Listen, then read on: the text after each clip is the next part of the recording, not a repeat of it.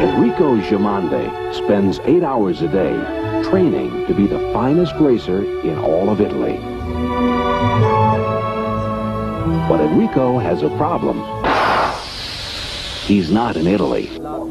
He's in Bloomington, Indiana. This is Dr. Ben Pearl. Coming up on FitFoot U, we're going to be looking at a local, homegrown Bloomington, Indiana bike racer, Judah Thompson. We'll take a look at his quest for another Little 500 victory trophy and beyond. Coming up next on FitFoot U. Hey everybody, this is Dr. Ben Pearl, and today I have the pleasure of having a rider from the Cutters. And Judah Thompson, thank you so much for joining. I've met you a couple times already, and you've got quite a pedigree for your first 2 years as a freshman and a sophomore. You've taken first and second with your team, and I know that last year's race was not what your expectation was, and you really carry a lot of passion. I wanted to start with your passion, which is just unremarkable. I mean, it's really just something. Tell us about your passion. What's your drive? I know that you're going to tell us a little bit about how you got into cycling, but give us sort of the lowdown. Yeah. Thank you so much for having me and the great welcome. That was awesome. Yeah, passion. I mean, a lot of things I'm doing, I'm pretty passionate about it. I think I get it from my dad or some type of genetics. I don't know. But well, and he was a cyclist too. He was a cyclist too, yeah, and he was highly passionate about that.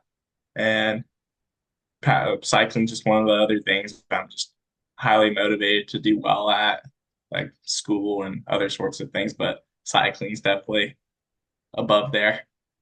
So yeah, I talked to your coach Jim, and he said work ethic is certainly not something that he has to worry about with you. So how do you find the work study balance in the course of the school year? I mean, that's something that you don't always hear on a podcast about Little Five, but I think it's important for riders coming up. Yeah, I mean, I'd pick my classes to make way for cycling. Like, I'm not a bad student or anything. I still get good grades, and I want to get good grades and I want to do well, but I'll make my schedule to fit my training routine and times when I need to go out. So I'll try to like stack my classes together, and I'll have an opening to ride bikes. And I don't have a full-time job or part-time job really, other than some freelance social media work. So my work isn't too drastic. And also I get some scholarship money from IU, which really helps the racing and the just accommodations, all the stuff that I need. So that's a big help. Yeah. And then the worth ethic, like Jim said, doesn't really need to worry about it. The only time he really needs to worry about it is if I'm doing too much, which has been a problem in the past. So now I've really discovered that taking some time off, taking some rest is something that is super important to really developing as an athlete, because you need time to really just relax and recover for a little bit, let your legs take a rest so they can go again and work. Especially having this injury, I can get into it more later, but I'm taking some time off now. Yeah, you can't maintain peak intensity both physically and emotionally. It's almost like getting geared up for a fight. You want to be right at fight night, right at race day, your prime, and that goes with your mindset and your checked aggression. I mean, let's face it, you got to be a little bit aggressive out there. It's like a gladiatorial thing. I mean, you're this far away from somebody else's elbow when you're in the pack sometimes, and it gets a little bit of chatter. I mean, so in the clip that we saw in the intro, that was the race that you guys won, and the Cutters and the coaches, that is, put a lot of faith in you as a freshman. How did you win their confidence to be able to carry the sets that you did? Yeah, I mean, I definitely, in my head, felt like I had a lot to prove. But honestly, through, like you were saying, the work ethic and just the training that I've done in the past, like I've always been into cycling, and my junior year is really when I started taking off, and that's when I became like friends with majority of the guys on the team, Torrin and Peyton. I got to know them early on before I even got to college. So going into my freshman year, they already knew who I was. They already been around me, been friends. They've been training with me. They've seen my race results and all that. And biggest question was, could I really ride the track? And that question was really answered in the fall when we did the ITTs. And this is probably one of my biggest accomplishments of that year and like the best feelings I had. But during that ITT, I was able to place first, which was something I did not think I was able to do. But coming out of that, that gave the team big confidence in me that I was a guy that could do some laps and had stuff in the legs to actually go, and I could ride the cinders other than just road and stuff. So unlike the movie Breaking Away, you're local from Bloomington, but in a sense, instead of being an outsider, you're almost like an insider. Tell us about Mhm. how you really kind of cultivated your relationship with the team, even in high school and through Torrin, and kind of tell us about how that was. And you were telling me also the proximity that you were to some of the team that you didn't even realize. Mhm. Yeah, I mean, growing up, I always knew about the cutters. Like my dad's friends with a lot of guys, so I knew Jim at an early age. And I remember my sophomore year of high school, Jim was telling me he wants to get me on some training rides, and that got me so excited because all I want to do is train with the cutters. And that made me really passionate to take it on myself. It wasn't necessarily to Jim or through Jim that I met Torin and all these other guys. It was through my love of biking. I started going to these local group rides here and there until I eventually met Torin, and we just clicked. Like we had the same personalities almost. We had the same ambitions, same drive, same passions. Funny enough, we actually uh, grew up 5 mile or 5 minutes apart from each other in Smithville Sanders, which is where the quarry is in the film Breaking Away. So me and Torrance spent a lot of our childhood actually swimming in there, but we never saw each other. So just having a click to really get to know each other, and that bond really started growing throughout the years, even through high school. And then once I became a freshman, it was just pretty strong. So yeah. So that developed, and during the point with the pandemic, I know there were some riders that were even doing virtual rides with the team. You rode though strictly on the live rides that, even when you were before you got to college, correct? You did a couple of the training rides or some of the training rides. I never did any of the Zoom sessions. I think that was a little before my time with the team. Um, yeah, I mainly just trained outdoors, and also I was a swimmer during that time. So when they were doing their indoor sessions on the Zoom, I was probably in the pool at 5 a.m. freezing, freezing to death. How did that transition, the pool endurance background to biking for you? Yeah, it's definitely a great transition. It's both of them are pretty low impact sports, minus when you like go down on the bike, of course, but the aspect and like the physical ability of training as a swimmer translates pretty well to cycling. It might not be as long, but at times it's definitely harder. We do a lot of VO2 sets in swimming and a lot of just sets where we're just pushing our absolute limits. And with my swimming program, I swam mostly with a or the coach from Bloomington High School South, and they trained us pretty heavily. So having that fitness from all that hard training translated really well with the ability to do repeated efforts, which was something that I really had to do during the race. So doing 20 lap sets, sorry, getting off, doing another 20 lap sets with only like 15 laps in between was something that was my strong suit due to that, all that training, that swimming background.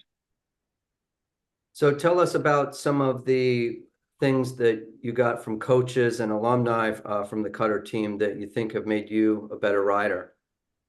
Ooh, there are so many things that I've gotten throughout the years that have been good, and bad, or in the middle.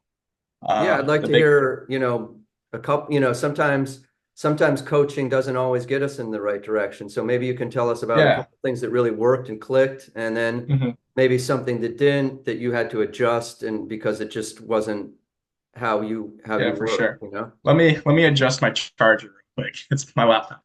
Just give me 1 second. Sorry. Okay.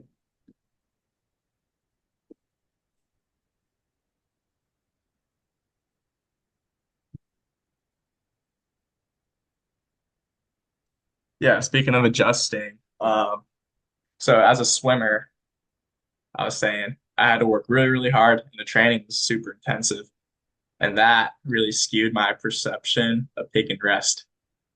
So transitioning to cycling, like Jim said, never had to worry about my ethic until it got pretty over the top, or I overdid it, and I found myself a What little would be an burnt out. example, Judah, of something you overdid? Like what Yeah. kind of mileage or what kind of Um, non-rest days were you like what sort of string of days were you doing? yeah. Over the summer, I was doing a lot of 20-hour weeks with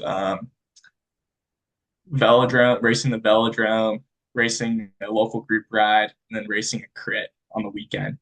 And all that stress while also trying to do volume in there really took a toll out the legs and the mental aspect of things. So having that burnt out at the end of the summer was something that I experienced. And I rarely took any rest days while doing that. And that was something that I learned from swimming. Because when you took a rest day in swimming, it would really throw you off because it's such a like technique based sport. So you're always doing the same motion every single day, and you're out of it for a little bit, and it just throws off everything. So rarely in swimming I would ever take any time off, and that's something that transitioned to the bike and I had to learn the hard way. I was told several times to take rest. Rest is important. It just went out the other year.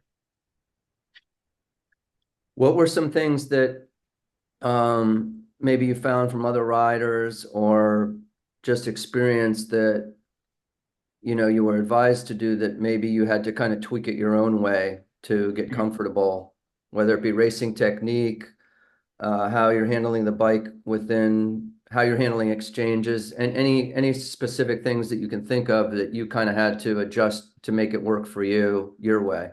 Mhm. Yeah, funny thing, I had to do a lot of things to really adjust to my personal needs because I'm a pretty picky guy when it comes to bike fits, saddle height, all sorts of things. And funny enough, my freshman year, Torrin, he's the complete opposite. So he doesn't care whatever height, whatever fit, he'll ride. And I could not do that. So that was something that he actually had to learn how to adjust. So I got my fit the way I wanted it, and it actually helped him out a lot. And that might have been one of the reasons why he actually won that sprint. Because if you look in 2022, his saddle's way too low. And when your saddle's too low, you're really crunched up and doesn't allow you to really spin those legs. So yeah, I'm picky about that.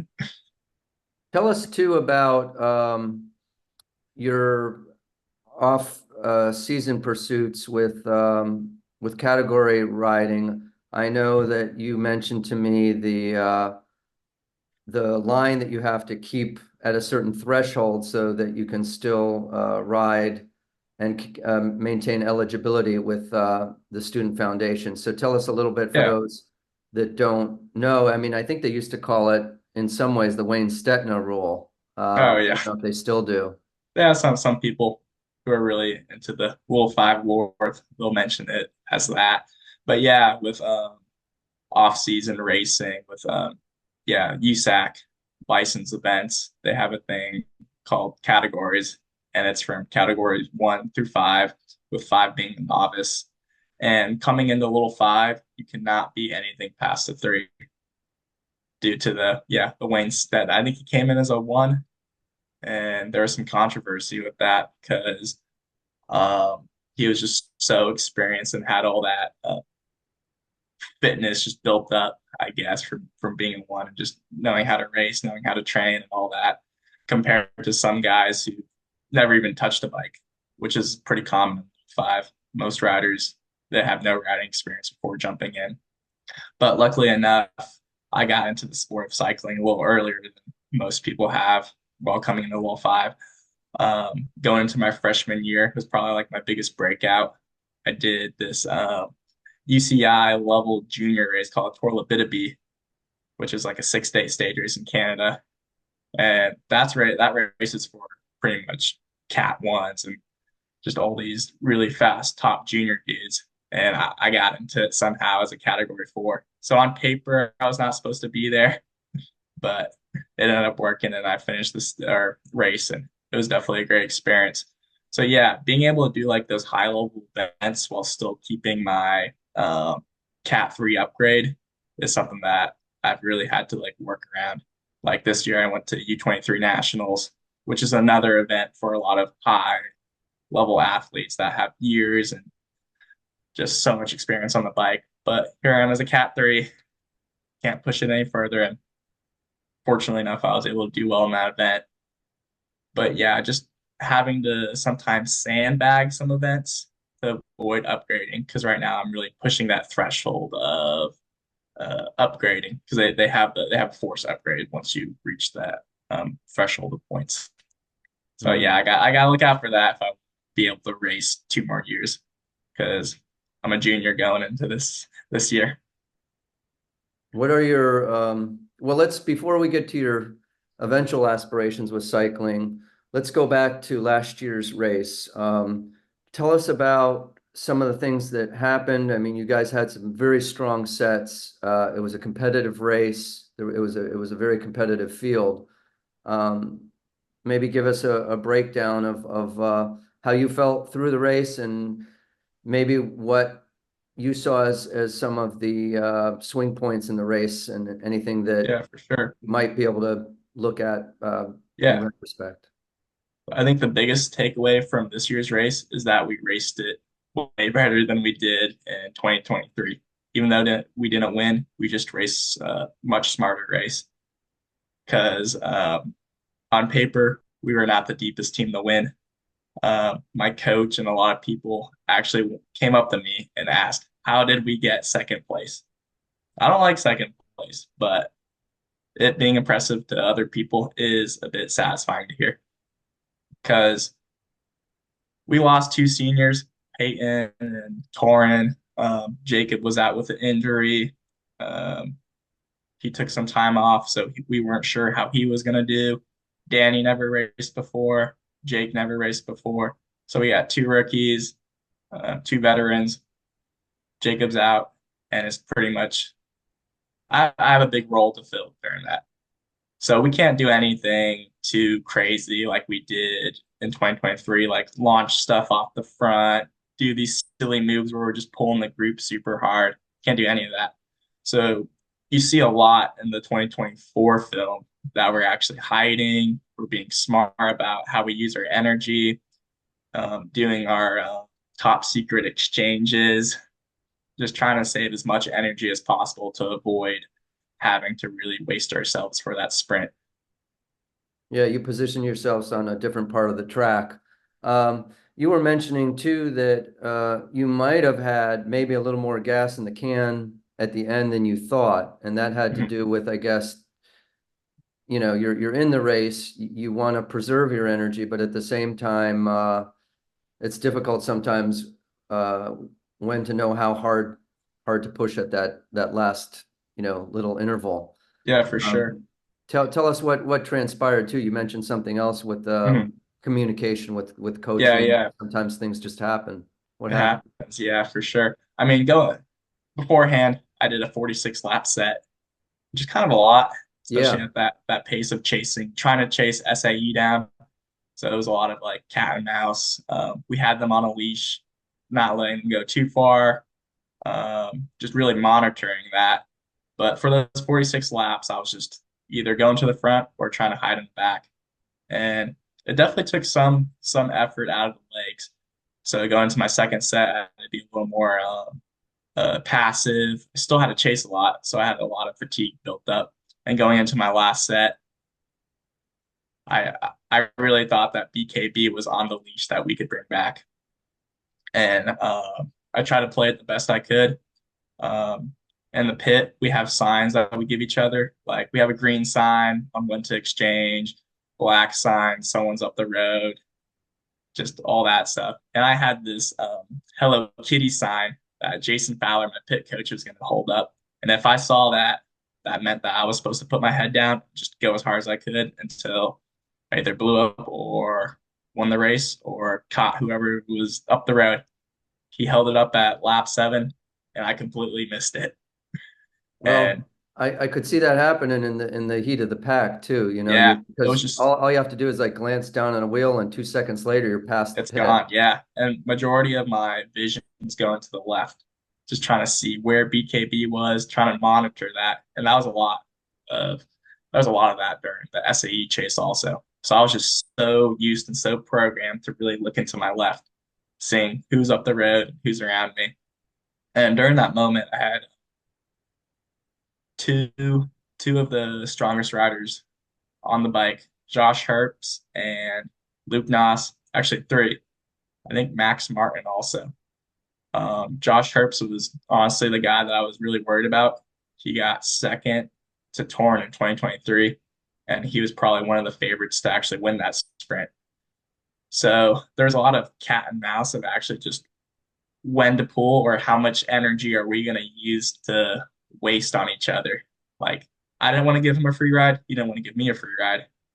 And also, we had Luke Noss in the pack or on the back of us, and he was trashed from that breakaway effort that they did earlier on. So they had no energy left. They completely wasted themselves. So it's pretty much just me and Josh rotating while also not wanting to pull each other. So in hindsight, I should have had the confidence to just put my head down and go and not worry about Josh getting a free ride or anything about that. But I didn't really have that confidence in myself, especially as being a sophomore and having to really put on that role as a sprinter. Because in my head, I played exactly how I wanted to take the sprint. I know in Lil 5, you can never predict anything. Everything's chaos and you got to adjust on the fly. But having to chase someone like that was something that I didn't really envision too much. Well, you closed a lot, and I know it was emotional, but I mean it was a great race. It was a great Thank you. effort, and the Washington Post did a great photo spread, and there were some emotional pics of you guys at the end. But all in all, it was a really good. You know, both races that I've seen, and I hadn't seen the race live in a good 20 years. So it was pretty cool to see, especially coming out of the pandemic, very competitive races, teams that had, done the type of training you're doing. Because I know you're not the only, like, you're one of the exceptional riders, but you're not the only one that's putting miles in out there. I know some of the other teams are really Yeah, putting they work hard. as well. All these teams, they work so hard to get their Did you hands up first on did you train with any? Did you cross train with any teams last season? I know when I was a rider, I rode with the Cutters a couple times. Yeah. We rode. Did you guys do that this year or not so Oh much? yeah, yeah. We had plenty of crossover and just training with other teams. Um, the team it comes in waves. So in 2018, 2019, during that Noble Guyon era, they were so secretive. Well, that's what I was told. So they didn't really train with anyone. They were really secret about when they trained. I know in the past, Jim was telling me that they would always go west because they didn't want to see anyone. They didn't want to see anyone else on the bike or anyone else see them. So the west is pretty popular for the Cutters. But going back to 2023, Corn really shifted the secret Cutter mentality to a more positive. I wouldn't say like positive or more positive. Sorry, but just more friendly towards really get in the community and just riding with other people or being more open. That's what I'm looking for. Just being more open with other people, like not being as secretive. So Yeah. we did a lot of just training rides, like long endurance miles. But the biggest thing we really did was practice races with each other. We'd invite like these Greek teams or these independent teams, and we'd do this loop that we always do, like 6 mile loop on road, and we just do these 1 lap races. And that really taught us a lot about how other teams are formed, what their weaknesses were, what their strengths were. And that gave us an idea of what the field was looking like that year. But overall, road doesn't really translate much to the track. It gives you an idea, but not completely. Right, right. It's very specific. Do you envision yourself, and I don't know what year you are eligible, but do you envision yourself being on the Riders Council at some point? Or Um, that you were so focused on just winning the race that you'd rather just keep your efforts there? I honestly, yeah, but I really respect and I really want to be like a part of that community aspect of Little Five. I think it's an awesome thing. I wouldn't be opposed to doing Riders Council. I have a lot of friends that do it, and some of the guys on the team actually do it. They usually have a good time, other than the workload that they might have to do with rookie week and all that stuff. So if I can find time with doing 20-hour weeks and Riders Week and school, maybe it'll work, but it would definitely be a challenge. Yeah. Well, you can always try to get a victory under your belt and then decide if you want to do it your senior year too. So there's Yeah. no harm in that I just either. need I just need Yeah. another win, and then we'll see Yeah, yeah, where it no, goes that'd from be there. awesome. Yeah. So funny stories. You got to have some funny stories that they could be training stories, they could be race stories, anything that has come up with you and your teammates that just kind of kept sort of served as a break in the tension. Yeah. Oh my God, we have so many funny stories and so many adventures that we do. We're pretty big into like adventure rides, like gravel rides, going for these 3 hour long, cold, wet rides out and Hoosier National Forest together. That's a really good way to bond or either get mad at each other, but it's usually a good time. Probably the funniest story I have is when we went for a gravel ride, but we didn't know it was a gravel ride. So we were all on our road bikes, and this actually took place in Colorado Springs because we do a week to 2 week long training trip every summer, and that's for training, but mostly to really bond as a team and get to know each other a little more, just grow closer. And we stay at our alumni Clayton Feldman's house. He raced in I think 2007, 2008, 2009. 3 wins under his belt, so he's a great guy to really just get all this knowledge from and just spend time with him. But other than that, we did this gravel ride on our road bikes, which we did not know about because Clayton gave us the route and he was like, there'll be some like mild gravel, nothing too crazy. But no, we had to straight up do a mountain climb on Oh just man. chunks of gravel on our 25 mil tires. I think it was a 13-mile loop, but it took us near 4 hours to complete Wow. because we kept on getting flats. The guys' bikes would just lose these like stem bolts or chainring bolts or and all that. So there's a lot of stopping and stuff like that. And luckily enough, I didn't get a flat. So I was pretty lucky at that. Peyton didn't get a flat, but there's a lot of just like, yeah, this cat and mouse because we're running out of tubes. And there'd be some points where I'd have the saddlebag, I'd be up the road, and then Torn would be like a mile back.